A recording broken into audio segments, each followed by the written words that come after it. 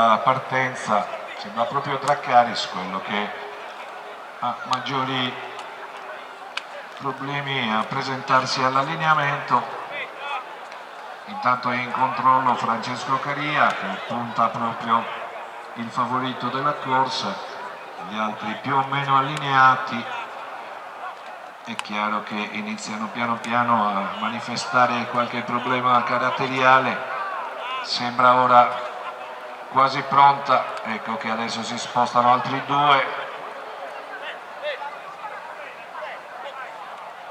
Il gruppo che si è compattato si cerca di sistemarli al meglio. Intanto ha abbassato il canape il gruppo che cerca di prendere subito il comando della gara per pilotare poi il proprio cavallo alla prima curva, dove Francesco Caria, che ha preso il comando con Bramoso de Campeda, tallonato al suo esterno da Dimonio, in terza posizione Entu Derano, in quarta Dinamica, attaccato da Draccaris che rimane a contatto. I cavalli comunque affrontano la retta opposta con grigio Bramoso de Campeda e Francesco Caria a mantenere il comando delle operazioni.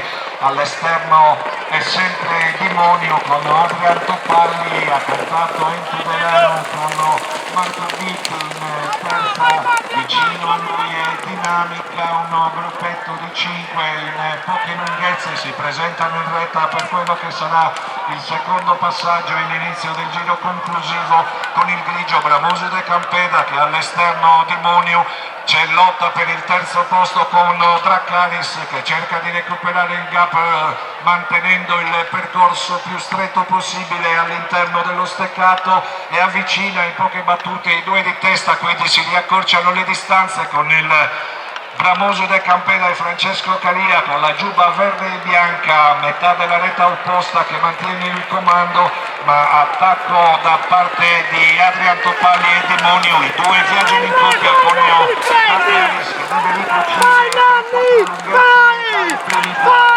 quando stanno finendo il curvone che mette in retta. All'esterno è Dimonio con Adrian Topalli che mette sotto scacco Bramoso de Campeda al largo di tutti, sta allungando Dimonio con Adrian Topalli, Dimonio con 3 di vantaggio a frusta alzata davanti a Bramoso de Campeda. Al terzo posto conclude Draccaris.